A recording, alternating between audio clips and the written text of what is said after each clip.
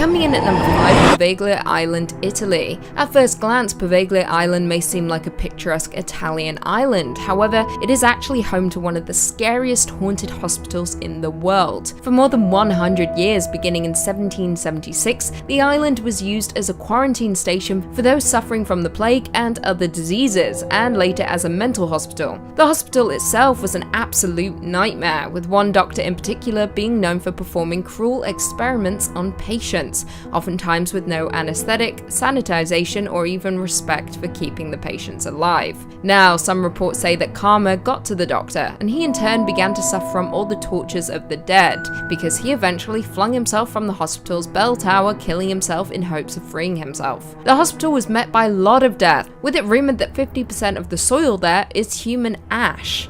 As you would expect, the island is now home to some terrifying paranormal activity, with people risking their own safety to explore the abandoned hospital, but those that do often leave shaken, claiming they felt watched. Some even claim to have seen shadows that followed them around the place, heard voices, or seen things move by themselves. Very creepy indeed. Coming in at number 4, Trans-Allegheny Lunatic Asylum, West Virginia. Also known as the Western State Hospital, this was a Kirkbride psychiatric hospital that was in operation between 1864 to 1994 in West Virginia. Now, this asylum, like the rest of our list, has quite the reputation due to the barbarism that took place at the hospital. Not to mention, it was also one of the most popular haunted hospitals in America for that very reason. Now, prior to the construction of the hospital, its grounds saw a lot of bloodshed, with Civil War soldiers being killed on the grounds, even before the building was fully erected. Originally designed to house 250 patients in solitude, the hospital holds 717 patients by 1880, 1,661 in 1938, and over 1,800 in 1949. At its peak, 2,600 in the 1950s in overcrowded conditions. Trans-Allegheny quickly became home to more violence than anyone could have ever imagined over the course of the next century. At the height of its use, the asylum became infamous for being home to staff abuse and having incredibly violent patients who were often left unattended. Now, it seems as though the former asylum has some ghostly residents, including that of a young girl named Lily, who died alone just wanting to play with someone. Another ghostly denizen is Ruth, a woman who was placed in Trans-Allegheny due to being so violent. To this day, she still seems to have a vendetta against people, with many claiming to be attacked by unseen hands that allegedly are her own. Coming in at number 3, we have Severals Hospital, England. Severals Hospital is a former psychiatric hospital located in Colchester, Essex, formerly managed by the North Essex Partnership University NHS Foundation Trust. It quickly became one of the scariest and most haunted hospitals in the entire world. Now, for a period of time, this was the leading hospital for electroshock therapies, as well as lobotomies in all of the UK. In the 1950s, psychiatrists experimented with new treatments on patients, now considered unsuitable, such as the use of frontal lobotomy. Many of the patients housed at Severals Hospital weren't even mentally ill, yet were still given these barbaric treatments. In fact, in some of the records, patients range from women who gave birth out of wedlock to moody teenagers. Following the treatments, many people were never the same, with some even passing away during the stay at their hospital. During World War II, the hospital was severely affected due to bombs being dropped by Germany, resulting in 38 women being killed, with many more injured. Now the hospital is closed, however, people that visit the grounds often report a very deep sense of fear, sorrow, and even mourning. Some visitors have even reported to see shadow people lurking in the corners of some of the rooms. As of today, the hospital is no longer open to visitors, with it remaining completely abandoned. However, some urban explorers still roam the remains to see if the hauntings are true. Coming in at number 2, we have Waverly Hills Sanitarium, Kentucky. Very few hospitals have as dark a past as Waverly Hills Sanitarium, making it one of the scariest hospitals, not just in the United States, but in the entire world. Now closed, the Waverly Hills Sanitarium is located in Louisville, Kentucky, with the opening as a 2-story hospital in 1910 to accommodate 40 to 50 tuberculosis patients. However, in the early 1900s, Jefferson County was struck by an outbreak of tuberculosis, which prompted the construction of a new hospital. However, some of the treatments they offered for tuberculosis included fresh air exposure, even during the winter. Other treatments included ballooning the lungs or even removing a lung entirely. As you would imagine, these treatments didn't have a high success rate, resulting in a large amount of deaths and a reputation for being a place where no one is left alive. Now, according to some reports, the deaths grew so rapidly the hospital was was forced to create an underground tunnel in order to cart the bodies out without having patients see them. The tunnel was an entrance and exit for the workers of the sanitarium. It was built on the first floor with the rest of the building. They did this to increase morale, as patients were finding it a little upsetting to see deceased patients be carted away, so the hospital decided to perform those acts more discreetly via the tunnel. They also believed that this would help lower the disease's spreading rate.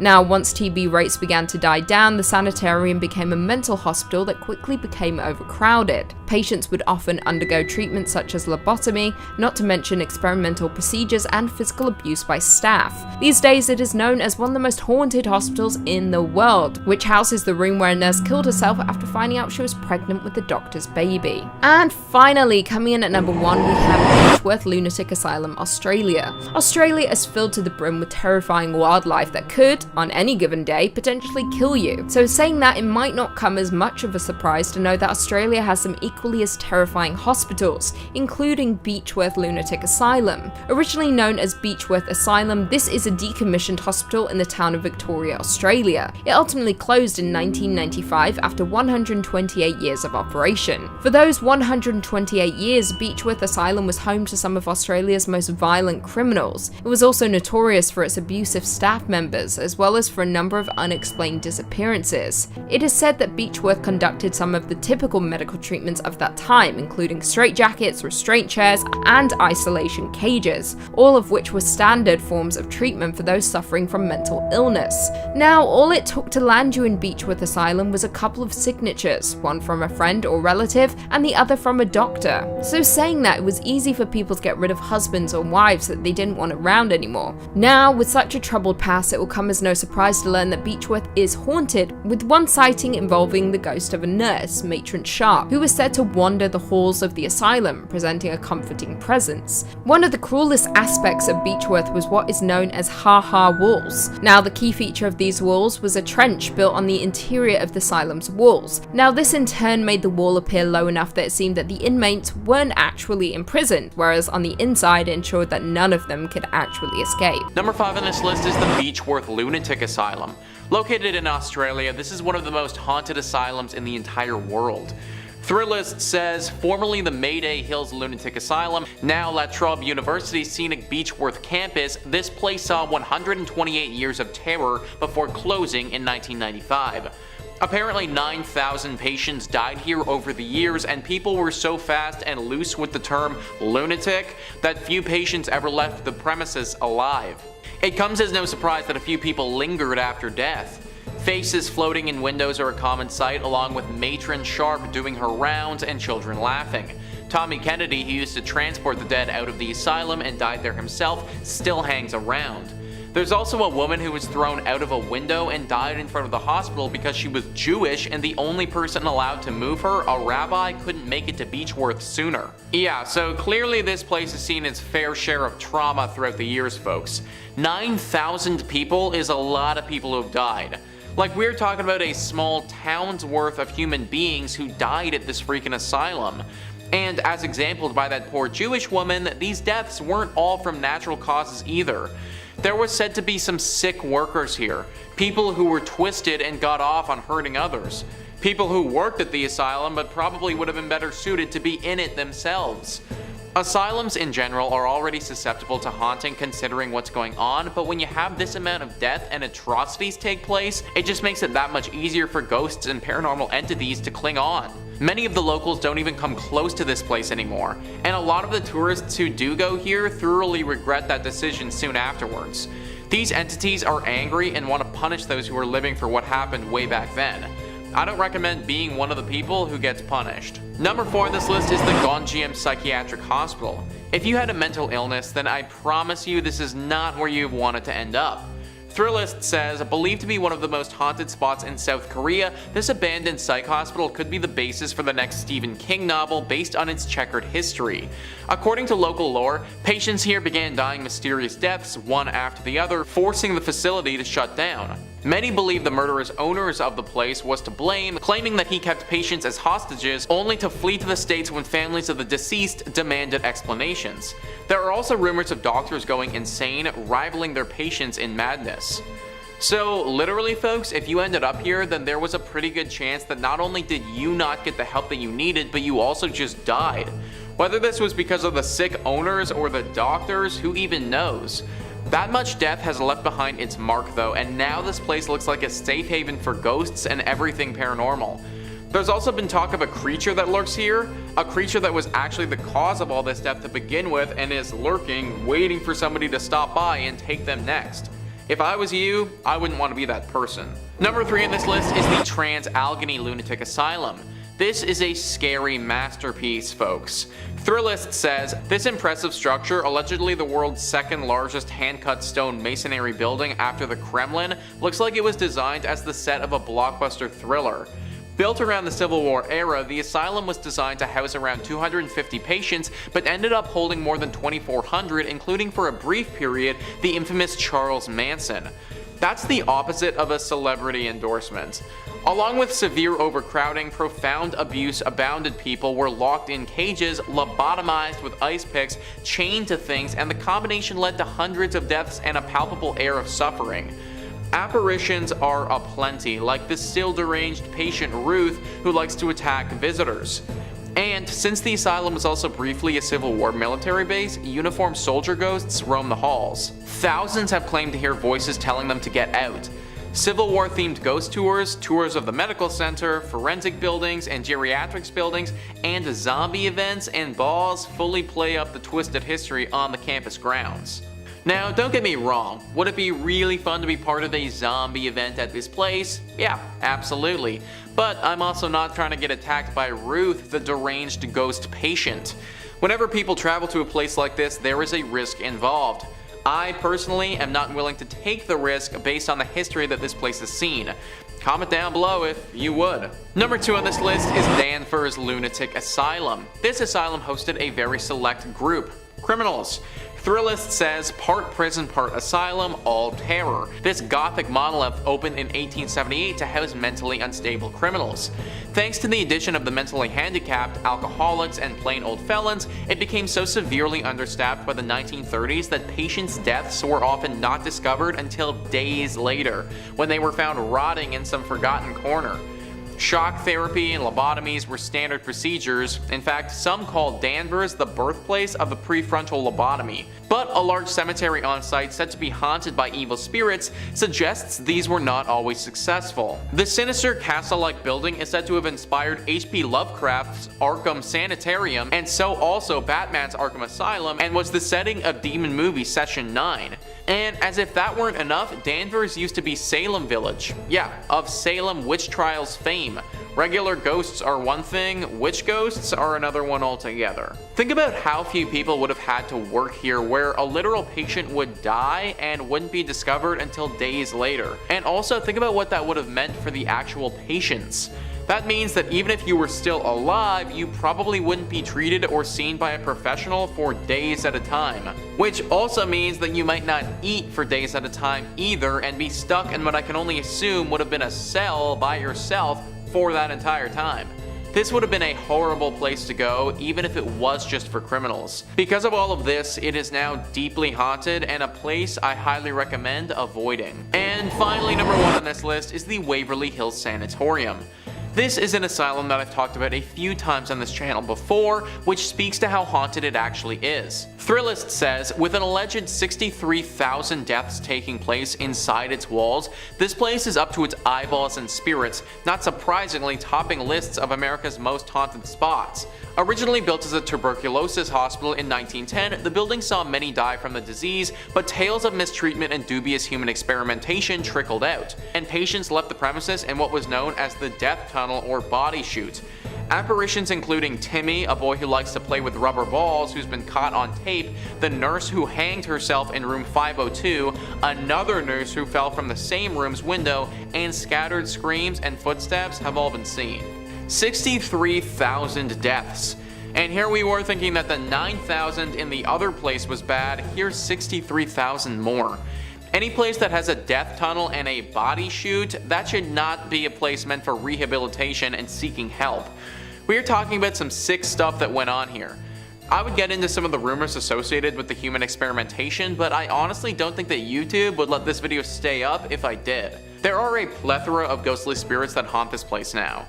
Dark spirits that have lost all sense of humanity and are more demon than spirit. This is a spot that must be avoided at all costs. Number 5 on this list is the Rolling Hills Asylum. Located in East Bethany, New York, this asylum will suck you in and never let you out.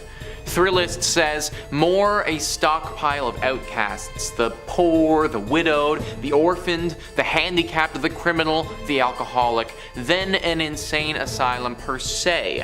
The former Genesee County poorhouse, established in 1827, counts over 1,700 documented deaths. Some are convinced that's a lowball number, and hundreds more were buried on the property in unmarked graves. Paranormal activity in the 53,000 square foot building includes screaming, doors slamming, and apparitions, most famously of Roy Cruz, a 7.5-foot giant who died there in 1942. There's also something known as the Shadow Hallway, so named because of the shadowy apparitions that peek out from doors or shuffle and crawl across the corridor. A variety of ghost tours are available. These shadow creatures, the ones that pass through the shadow hallways, they apparently aren't the friendliest of creatures from what I've heard. Lots of people who have gone into this place never make it out again. It's thought that this is the work of the shadow creatures here. Then the person who is sucked in by those creatures becomes one of the shadow creatures there as well.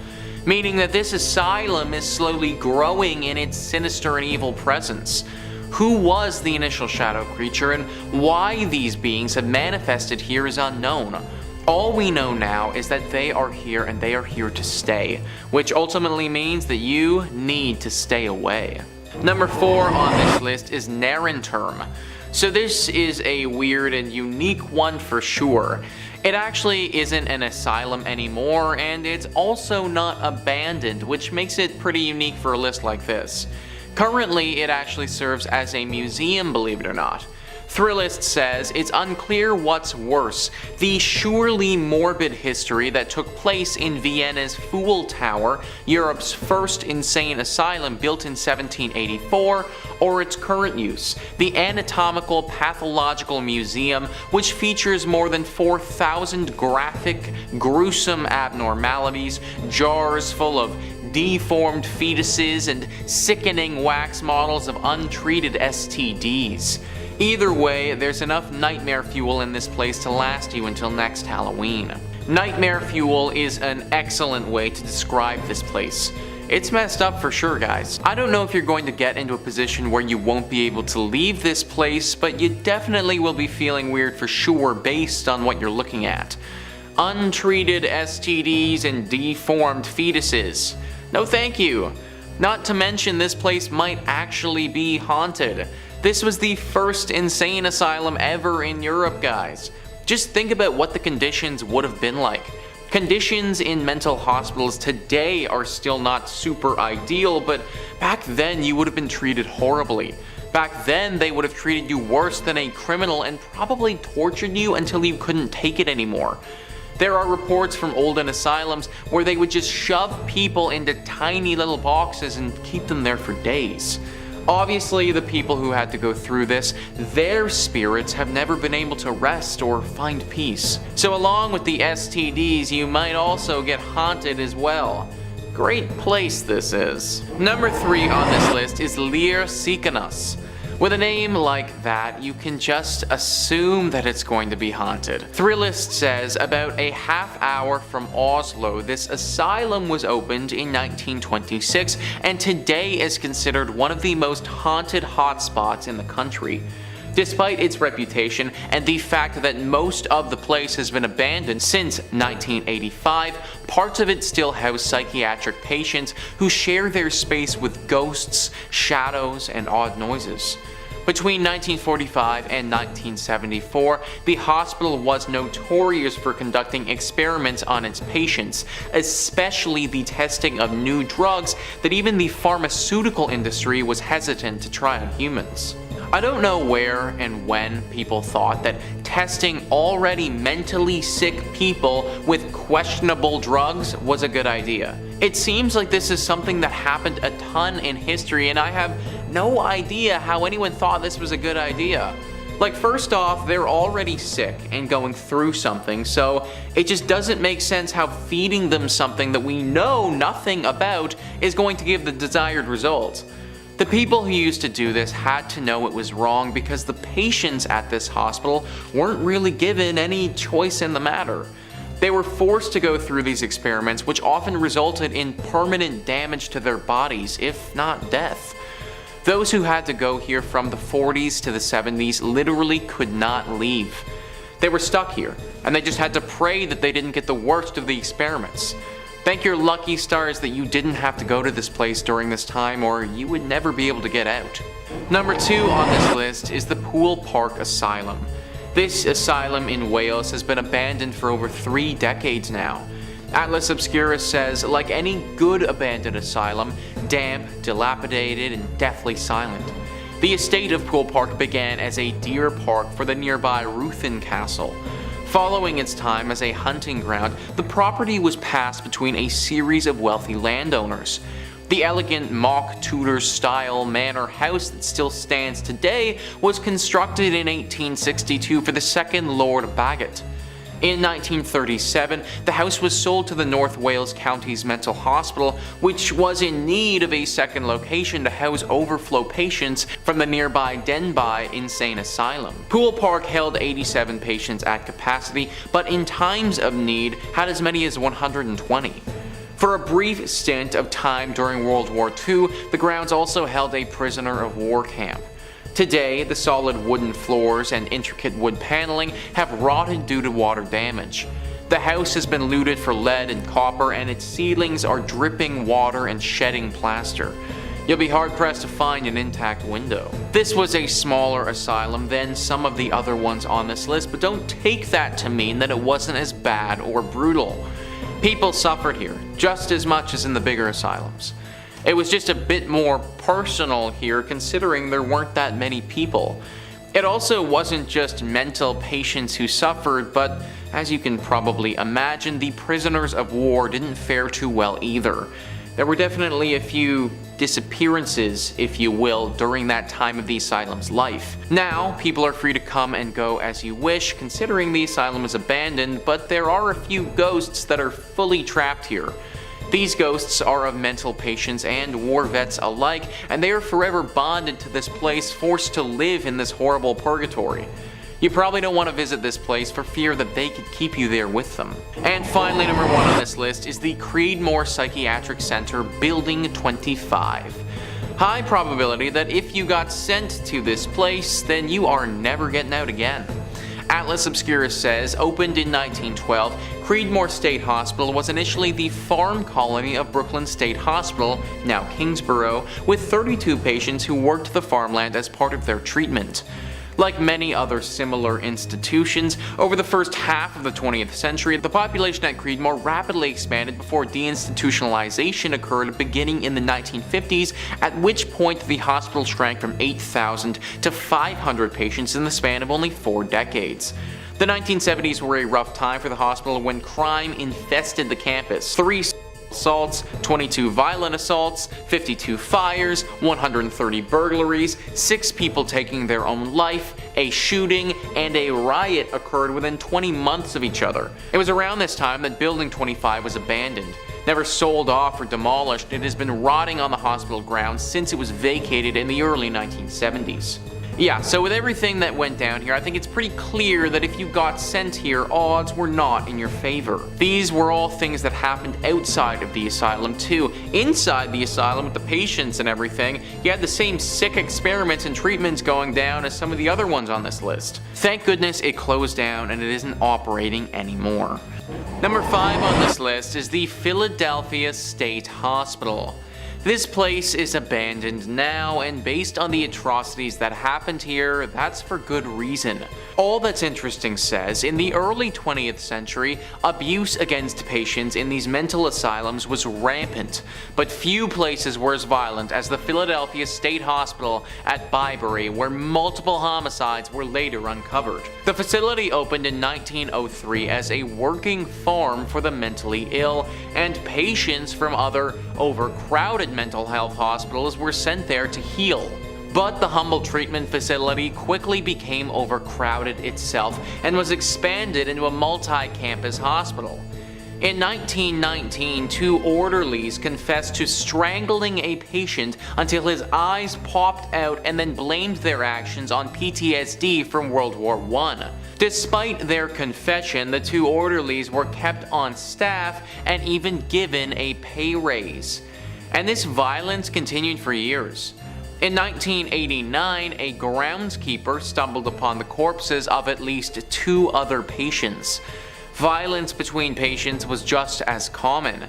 At least one staffer reported witnessing a patient stabbing another patient with a sharpened spoon in 1944. Unethical medical practices were also reportedly carried out in the now abandoned asylum. The pharmaceutical company Smith, Kline, and French owned a lab at the hospital where they allegedly conducted questionable testing on patients, likely without their consent. They had people working here who literally murdered one of the patients, and instead of doing anything about it, they just gave them a raise. These were different times back then, folks, and this asylum saw all the bad parts of this era. This murder happened all the way back in 1919, and this hospital kept running like this all the way until 1990.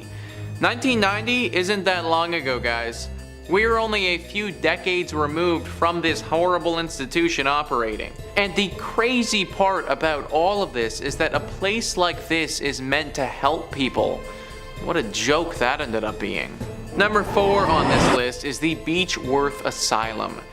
This asylum has definitely been talked about on this channel before in relation to haunted asylums.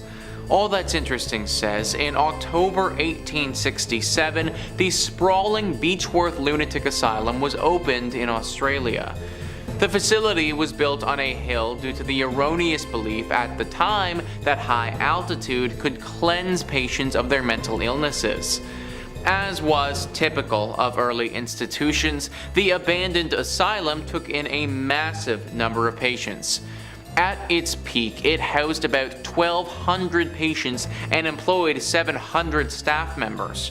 Also, like most facilities of the 19th century, the treatments at Beechworth were notoriously violent. Doctors subjected patients to straitjackets and shackles.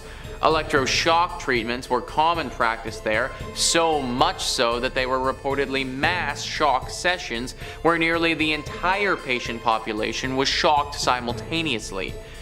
Given the extent of the mistreatment that took place at the asylum, it may not come as a surprise that the facility, which was finally closed in 1995, is said to be extremely haunted. Those who worked at the hospital during its last years alleged that the hauntings began long before the hospital was shuttered. The most famous ghost who's seen these days is Matron Sharp. She was said to watch over the patients as they were shocked by the other nurses and doctors. If you ever saw her coming to your room, then there was a good chance the shock therapy was coming for you next. Now you can sense her due to a dramatic cold presence that fills the room. Number 3 on this list is the Riverview Hospital. This hospital is located in British Columbia and was still operating and doing some horrible practices way longer than anyone would care to admit. It was first built in the early 1900s in a less populated part of BC. It had almost 250 acres of land to itself and a bunch of different buildings that served various purposes. There was one building called the West Lawn Pavilion, which actually was said to house the most disturbed male patients in the whole country. This part of the hospital eventually shut down in 1983, but the rest of the place, where a bunch of questionable practices were going down, that didn't shut down until 2010. That's right, guys, 2010. Literally only 12 years ago, this place was still operating. Reports revealed that the hospital still employed electroshock therapy in the 21st century and allegedly illegally sterilized a number of patients. In 2005, 9 women received settlements totaling $450,000 following a joint lawsuit filed against the facility over the alleged sterilizations. As much as I want so badly to believe that we are out of this era of poor mental health, we might not fully be. That happened just over a decade ago. If you were sent to this place only a few years prior, then you may have had to deal with this. Kinda makes you wonder how many other places around the world are still conducting horrible treatments that we don't know about. Number 2 on this list is the Ospedale Psychiatrico di Volterra. This abandoned lunatic asylum is located in Italy.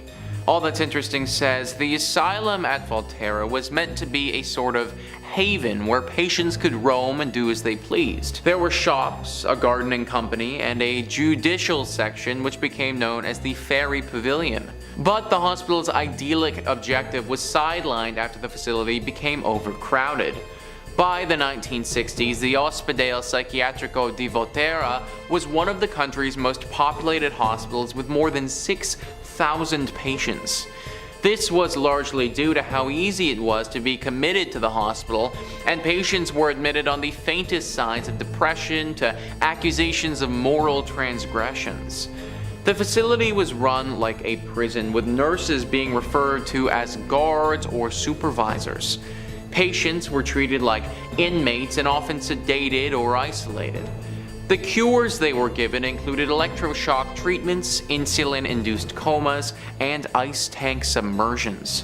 Patients at the Volterra facility suffered immensely until the hospital was abandoned in 1978 following the passage of the Poveglia law, which mandated the closure of all mental hospitals in Italy. I didn't even know that ice tank submersions or insulin-induced comas were a real thing. I just thought stuff like that existed in shows like Stranger Things, but that actually happened. Last I checked, an insulin-induced coma isn't gonna help anyone with schizophrenia. Number 1 on this list is the Willard Asylum. Once again, guys, we have an asylum who initially wanted to help people but ended up doing the exact opposite. All That's Interesting says Willard was a state-of-the-art facility that featured a gymnasium, arts and craft classes, a movie theater, and even a bowling alley.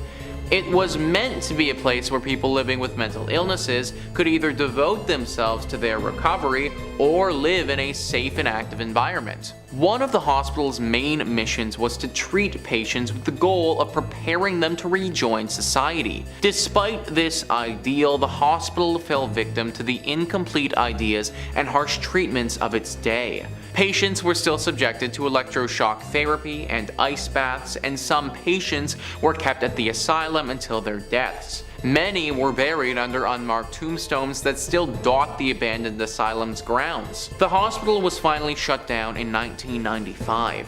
Perhaps most tragic about the asylum's history, however, was the discovery of hundreds of suitcases that were found cataloged in the hospital's attic upon its closure. These were the belongings of patients who died in the hospital and were unclaimed by next of kin.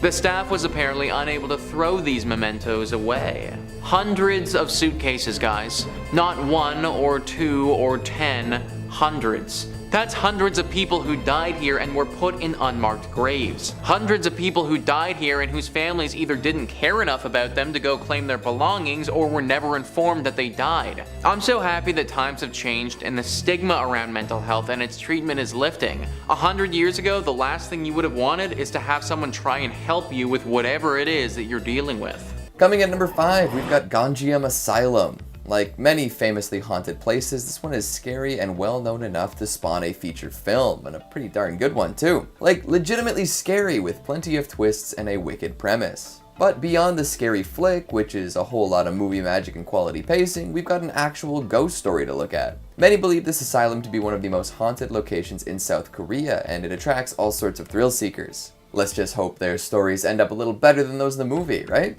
No guarantees. The tales surrounding this abandoned hospital are varied and plentiful, painting many a vivid picture of doom and terror. Most of the time, they don't really line up with each other either. This hasn't stopped rumors from proliferating though. If anything, the huge spread of stories and legends have increased Gonjiam's notoriety. The most common thing to hear about is that its patients started dying mysterious deaths one day, and the number of fatalities rose quite quickly. Nobody could explain why this was the case unless they were paranormal deaths. Terrible treatment and tragic deaths leading to the creation of ghosts, phantoms, and demons. The imbuing of a dark, evil energy at the place where so many had lost their minds and lives. As time went on, more stories escaped the facility, including the owner of the asylum being a murderous psychopath himself. He would keep people there against their will, regardless of whether their treatment was working or not. From time to time, this owner would kill a patient just for fun while keeping the others to be tortured. Only those who made daring escapes would survive to tell this story. Then there were whispers of doctors becoming just as unhinged as their patients, performing dangerous experiments and doing horrible things to those in their care. The more things became unhinged, the more cursed energy seemed to collect in the building. Now, if we're being honest, the real reason the asylum shut down has nothing to do with these activities, although a sewage problem could be a convenient cover-up for all the insanity behind closed doors.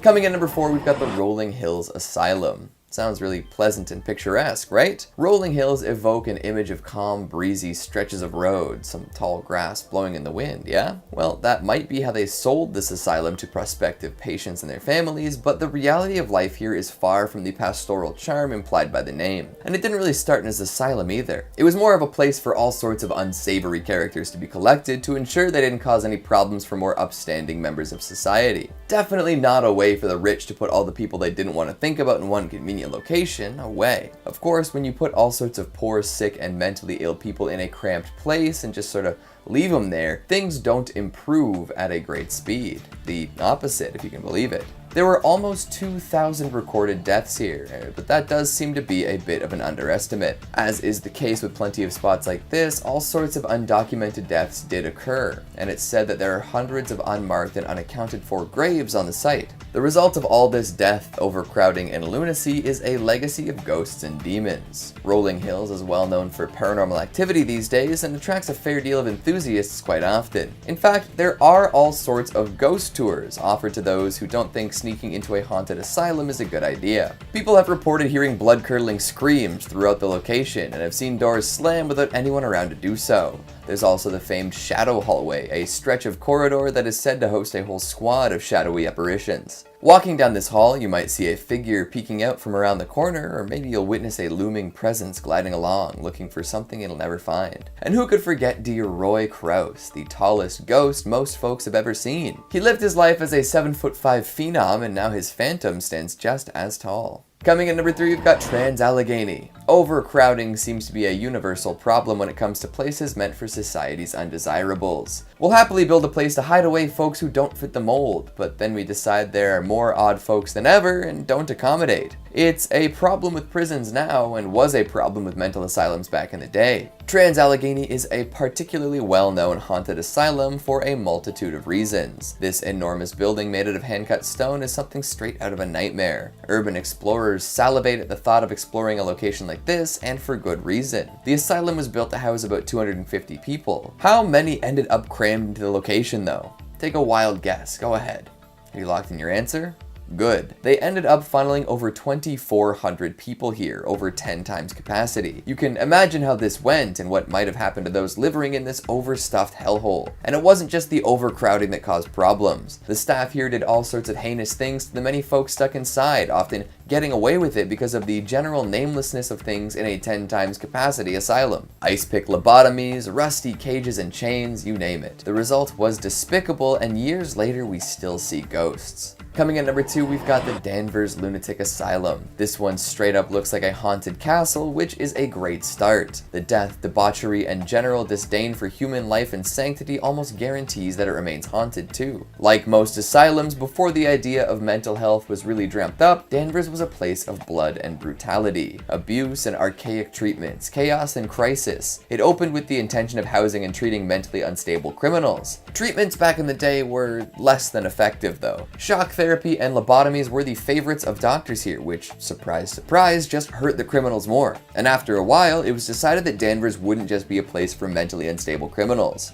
they'd toss anyone in there. This saw an influx of mentally stable felons, alcoholics, and handicapped folks, all to be treated the same as the folks who were there first.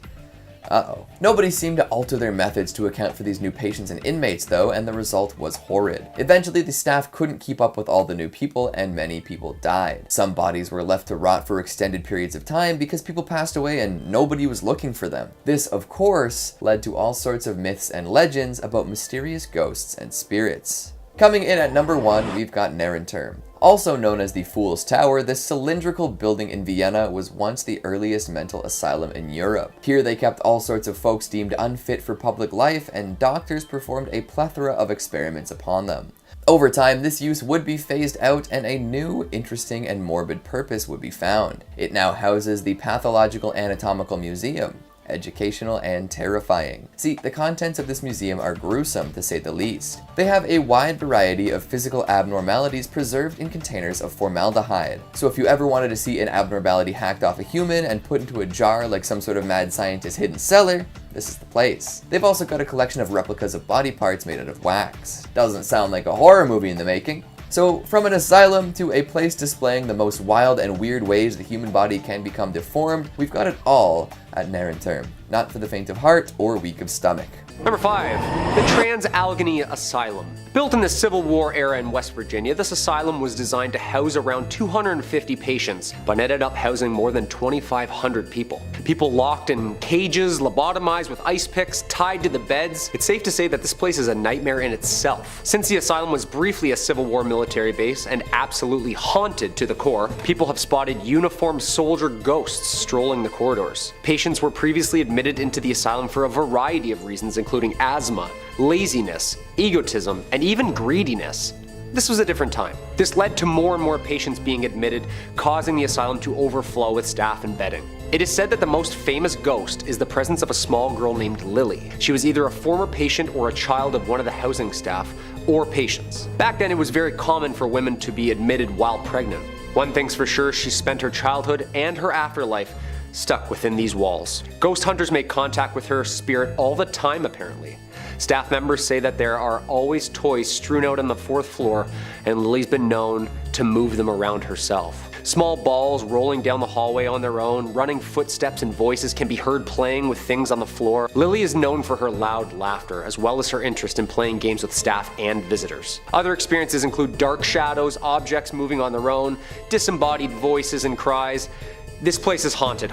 Today the asylum is used as a historic and ghostly tour hotspot in which haunting stories combined with the decaying look of the structure creates the contrast that the asylum is well known for. The asylum itself was created with good intentions. It was meant to treat people who needed care, but soon it became misused and the people it originally meant to care for were horribly. After closing its doors for good in 1994, they reopened to educate and tell the tales of the patients themselves who lived and died within these walls. Number 4. Danvers State Hospital. Located about 21 miles north of Boston, the hospital opened on May 1st, 1878, and the hospital's first patients arrived only days later. The inspiration for H.P. Lovecraft and Batman's Arkham Asylum due to its gothic look and its twisted patients. This asylum followed in the same footsteps of any classic mental asylum. It was only meant for about 500 patients, but ended up housing around 2,500. Low staff, no rooms, and of course treatments such as shock therapy and lobotomies. This asylum was the very first to operate the transorbital lobotomy, where an ice pick is inserted through the eye socket and into the brain.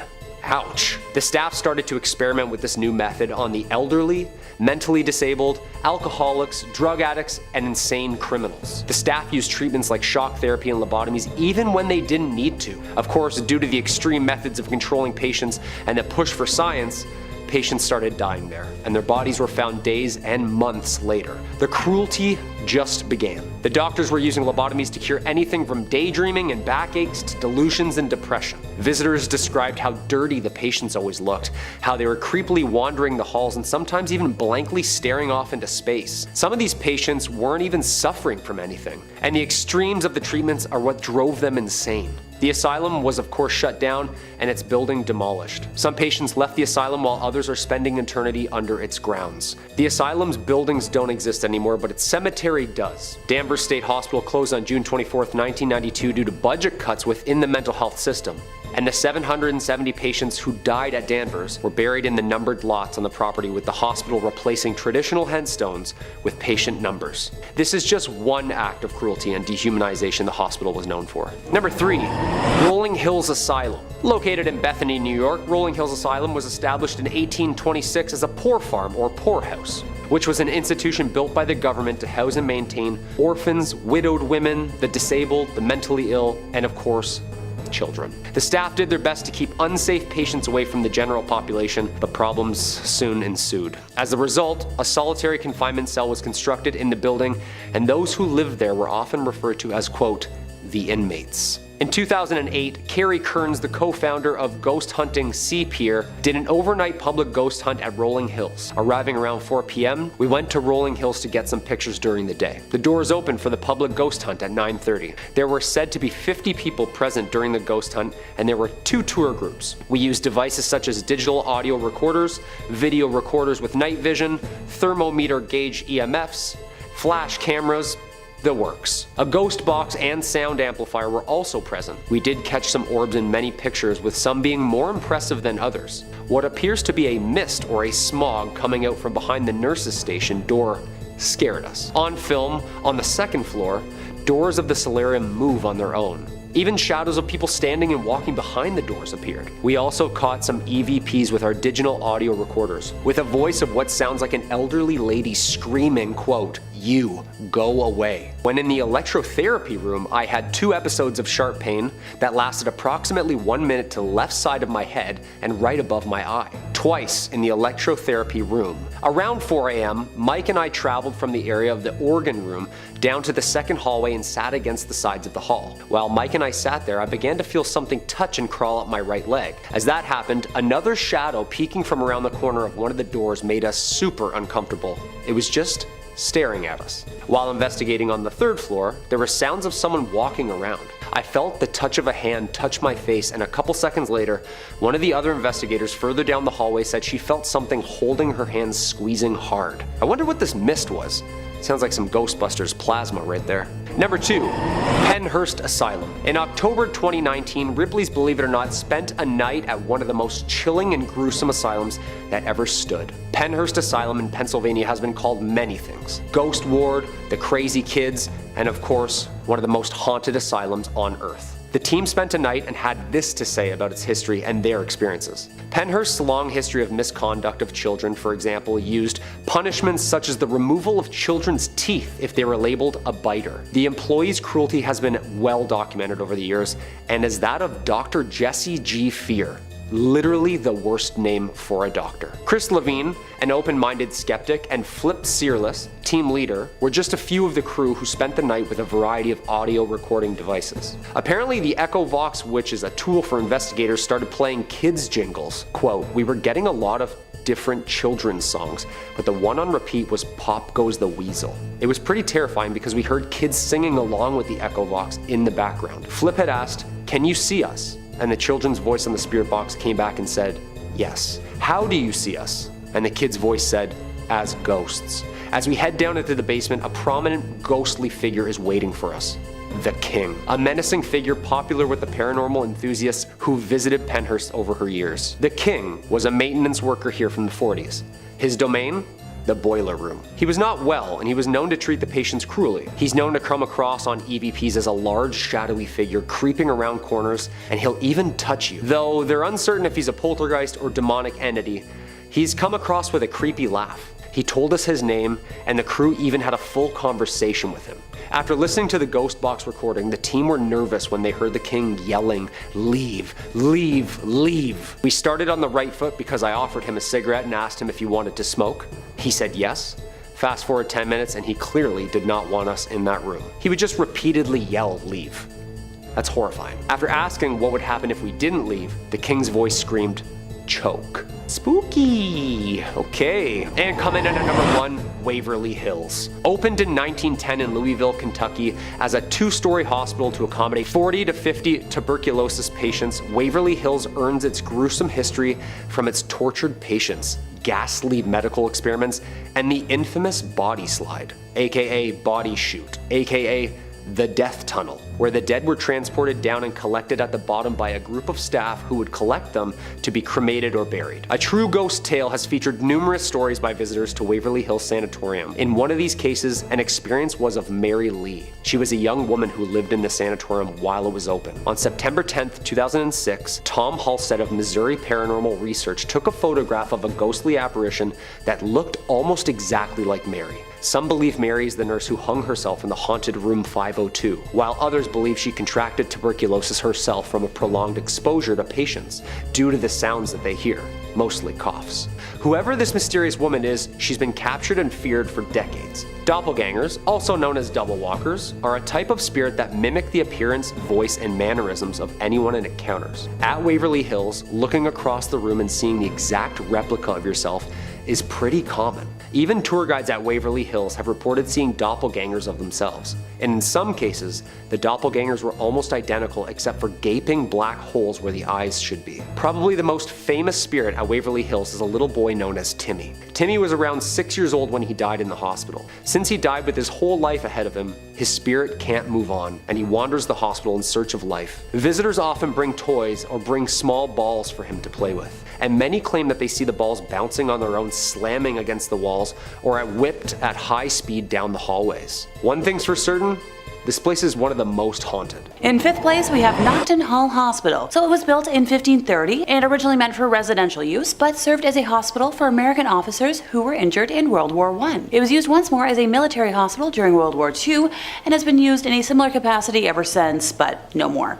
In the 1980s, it was once again put to private use, but by the 1990s, a significant fire had rendered it uninhabitable. Time for the dark stuff. It's alleged that one of the male owners of the home sexually took advantage of and killed a young girl. Today, her presence has been reported by various people who were in the building. Many people claim to have seen the ghostly image appearing at exactly 4:30 a.m., since she's fond of standing at the end of staff members' beds in the middle of the night. Interesting that she chooses the 4 a.m. hour to appear, since 3 a.m. is usually the preferred time for spirits, since that's when the veil between our world and theirs is the thinnest. So this spirit has been blamed for the disembodied sound of sobbing around the building. The building is also said to have a resident gray lady, but information around her is a lot harder to find, so let me know in the comments if, there's any experts out there, because any ghostie with a missing story is super intriguing to me. In 4th place, we have the Trenton State Hospital, originally known as the New Jersey State Lunatic Asylum, later Trenton State, and now Trenton Psychiatric Hospital. It was the very first one founded on the Kirkbride Plan by activist Dorothea Dix, but it's more remembered for, its medical no-nos instead of its well-intentioned beginnings. Dr. Henry Cotton became the director of the hospital in 1907 and instituted treatments based on his own theories of mental illness. On the one hand, Henry, who had trained at Johns Hopkins under the eminent Swiss-born psychiatrist Adolf Meyer, had a very progressive attitude towards care for his patients. He did away with the mechanical restraints that so many other hospitals use to control patients, introduced occupational therapy,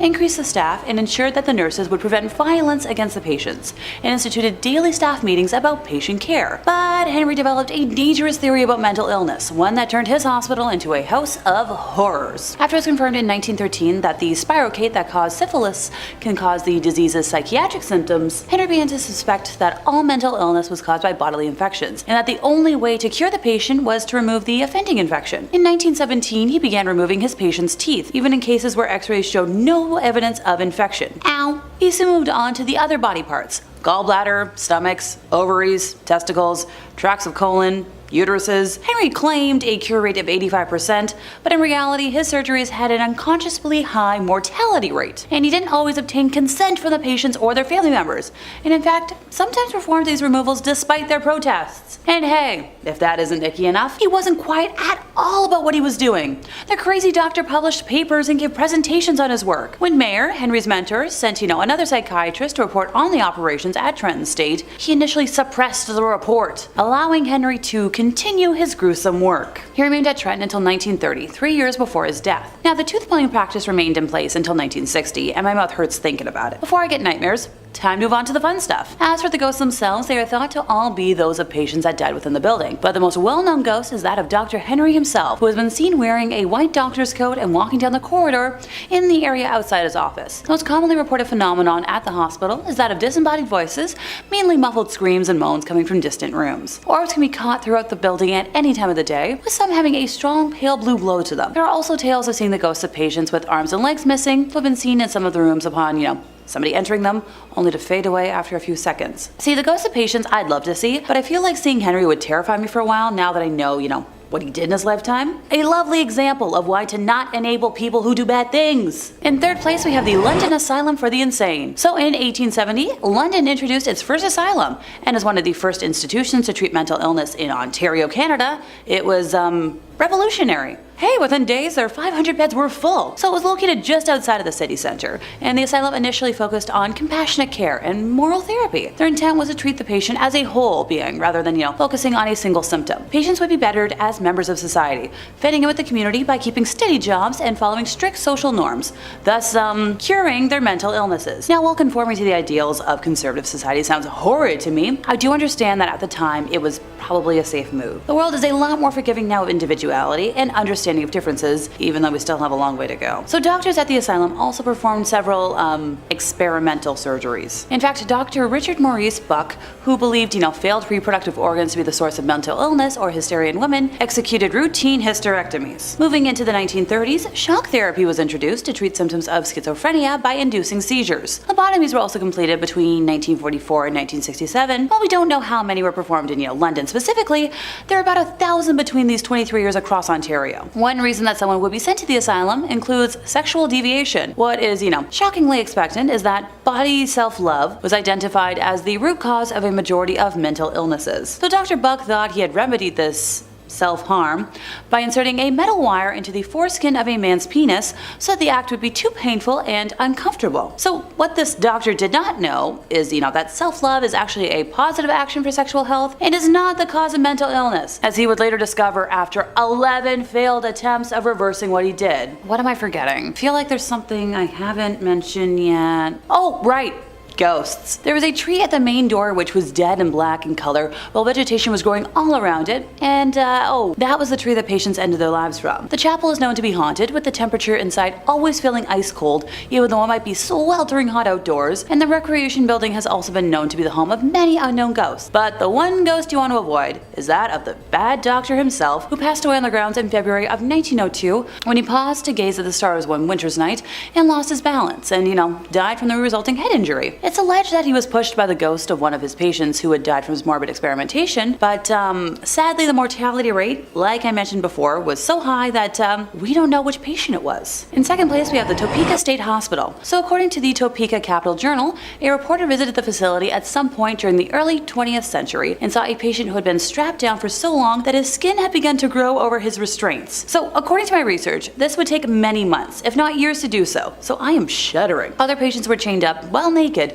for months at a time. For many residents at that time, however, life offered a different similar sort of hell, even if they were unrestrained and unending boredom. Patients were given nothing to do, nothing to stimulate their minds, so they sat in rocking chairs in the hallway all day, rocking and staring and doing nothing else. Thankfully, in 1948, Kansas Governor Frank Carlson, responding to reports of overcrowding and deplorable conditions, convened a panel to, study the problem. The state legislature ended up doubling the appropriations for mental hospitals, and the rocking chairs were removed from the hallway. However, the hospital lost its Medicare and Medicaid accreditation in 1988, and like so many hospitals, lost patients to community-based programs during the 1990s. In 1997, the year I was born, the hospital closed its doors for good. The ghosts that wander what's left of the hospital are those of former patients, which I know, I'm sounding like a broken record.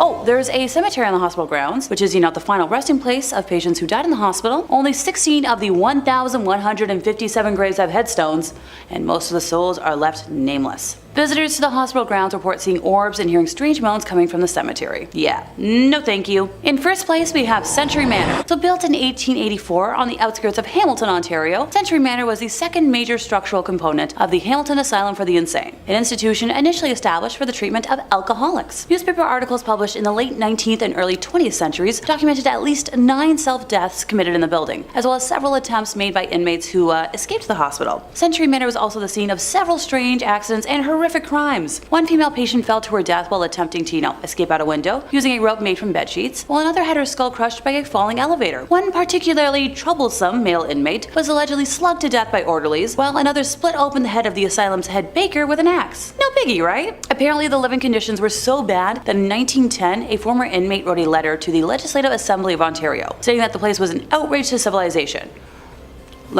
Allow me to read what he said. Wretched, vile torment is the order of the institutions. He had seen patients pounded, choked insensible time and time again until redness would run from their nostrils. Oh, I haven't even gotten to the most dramatic tale yet. In the early morning hours of August 11th on 1911, a fire mysteriously broke out on the building's top floor. Firefighters who battled the blaze said that 3 of the inmates they rescued from the burning building broke away from them and leapt back into the inferno. When the embers finally cooled, firefighters found 8 bodies amongst the ashes, including a paralytic who had burned to death in his cell, as well as 5 men huddled together in a small room, burnt to a crisp. Now, the historic building shut its doors for good in 1995 and has sat empty ever since, serving as a haunting reminder of Hamilton's dark and tragic history. And now that we've got the history out of the way, time to talk about the ghosties. My favorite part. Underneath the property of Century Manor lies a system of old tunnels. This first-hand account comes from Jeff Cooper, who was hired to guard the entire West 5th property overnight, and on one particular evening, he was making his rounds and ended up underground and inside the tunnels. He made a turn at one of the corners and found himself lost in a hallway with just one wooden door at the end. He heard voices coming from the other side of the door, so he walked up to it, quickly braced himself, took a few deep breaths, and swung the door open. There, sitting at a table in the middle of a small, dirty old room, were 2 women dressed in old-fashioned nurses' uniforms. They both slowly turned and stared at him directly in the eye, until one of them spoke up and calmly said to the other, "See? I told you he'd find us." The security guard was so frightened that he backed out of the room, slammed the door behind him, and caught his breath. He gathered his nerves a second time and slowly opened the door to a completely empty room. The nurses had disappeared from the room, with no other exits being apparent or visible. The ghosts of the men who lost their lives in the fire are also known to roam what's left of the establishment, so if any urban explorers smell smoke while they're there, don't say I didn't warn ya. Starting off 5th place strong, we've got a narrowly avoided death. This tale takes place when long-term nurse Jenny was placed in charge of caring for an elderly woman with no family who was admitted to the hospital when her husband passed away. She didn't speak often, but when she did, it was usually just words that made no sense together. Jenny felt bad for her because ever since she'd arrived, so many of the residents in her area that she, seemed to enjoy spending time with had passed. She put up a picture of each of them next to the pictures of her husband and several others who were probably just family to remember them. Being an extremely empathetic person, Jenny felt sorry for this woman and strived to give her extra attention whenever she could, and formed a bond with the lady. It just seemed so unfair that she had, such luck and kept losing people that she cared about. One day she looked at Jenny and said, plain as day, "Sweetie, I think I'm done now," and handed Jenny a picture. It was a picture of Jenny, and she smiled because it touched her heart that she was so important to the old woman. She passed nearly a week later, and poor Jenny cried for days from the loss. The old lady knew it was the end, and she said goodbye as best she could. Now fast forward to just under 2 years later, when Jenny was talking with a colleague, and that old lady came up in conversation. Her colleague referred to the lady as that crazy, explicit word for a female dog, which seemed very out of character for her, and it shocked and offended Jenny deeply. She expressed this to her colleague, not so nicely, and the lady looked at Jenny with a shocked look and said, "Oh dear, do you not know?" And then proceeded to explain something to Jenny that, she in fact hadn't known. As it turned out, it came out sometime after she had passed that the old lady had killed her husband by poisoning him, and that there was an investigation because it appeared that she had a ritual of befriending someone, obtaining a picture of them, and hiding the picture until she could kill them, usually by poisoning, and then displaying the picture as some sort of a trophy. It was suspected that this may have been the reason for the spike in mortality rate during her stay, and the considerable amount of photos in her collection. The last Jenny heard, the old family photos weren't any relation to the old woman, and the police were trying to ID the individuals and compare them to several cold cases. Sheesh. Thank goodness Jenny survived to tell the tale. In 4th place, time to tell the tale of a rocking bed. Nope, not a rocking horse, rocking chair, or like an ottoman. A bed. I know waterbeds are out of style and like a major safety hazard, but maybe this could inspire them to come back. New nurse Demi was working one of her first ever overnight shifts when a relative of one of her patients raced into the nurse's station, out of breath, screaming that she needed to come quick.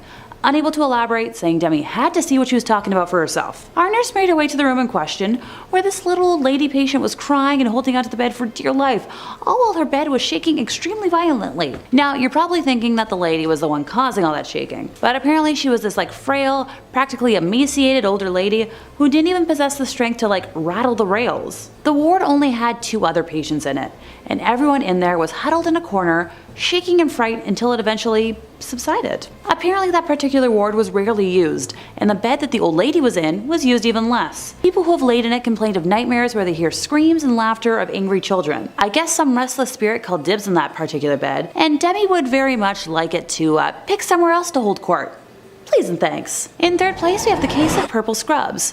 Former EMT David O'Keefe worked mainly in transfers, and this particular client was always his last one of the day, having to return home late at night in the dark. She was an older woman who visited the hospital he was based out of for regular dialysis treatment. One specific day, she was being moved, and David was sitting in the back of the transport vehicle with her. She looked under the weather, so he asked what was wrong out of concern, and she said a man in purple had been visiting her. He asked if the man was, like a relative or a technician, but she shook her head. She said the man would sit next to her during dialysis appointments and stroke her hair. Thinking this was strange, right after he dropped her off at the hospital, David asked the hospital techs about, such a person, but no one had seen or remembered anyone wearing purple. Visitors also weren't really a thing at this part of the hospital, so he assumed the patient was just imagining it. While he was waiting to bring her back home, he saw the man in purple scrubs waiting outside that woman's room, watching her door. As David went to approach him, a bunch of tech personnel urgently ran past them into the woman's room, and David lost sight of the man. It turned out the woman in the room had suffered a heart attack and was sadly unable to be revived. Oh, and just a tiny creepy footnote, none of the staff in that hospital wore purple scrubs. In second place, we have a mystery mimic. Yeah, I'm fond of alliteration. How can you tell? This spooky story comes to us courtesy of former late-night transportation worker Betty. She worked the position for a few years, but after this incident, did everything possible to never work a nighttime shift ever again. The transport home base was in the basement of the hospital, where all laundry was done and all supplies were sorted and housed. On this particular night, Betty was the only one in the basement when she heard whistling at the end of the hallway by the elevator, and poked her head around the corner expecting to see her only coworker on duty that night, but there was absolutely no one there. And so, she shrugged it off. That night in particular was slower in pace, so she opted to take a snack break and veg in the break room for a bit, when she heard a loud bang out of nowhere. Betty walked into the hallway and a bed was rolling down the hall, bumping into the sides of the walls. Now at this point, she assumed that her coworker was playing a prank on her, and she directly radioed him to chew him out, but he swore he was upstairs. Honestly, I'd be assuming the same. I've had a similar situation in a haunted house I used to work in at an old theater, but Betty was smart about it and determined to catch her coworker in the act. She started walking down the hallway, and as she passed the laundry room, all the machines started up. She poked her head in, expecting to find him, but the room was completely empty. Just a tiny worrisome spooky flag. Nothing to worry about, right? As she walked into the laundry room, the machines came to a complete stop. Betty froze at first before regaining her senses and making her way towards the elevator, when she heard whistling from the other end of the hall. Now at this point, she's certain that she's the only worker in the basement, and is repeatedly pressing the elevator buttons in an attempt to rush it. As she was waiting for the elevator, things started falling off the shelves down the hall. Betty could only stare in shock as boxes of gloves, tissues, and packages of tubes fell off various racks one by one. Her entire body broke out in goosebumps, every hair standing on its end, and the feeling of being watched had completely consumed her thoughts.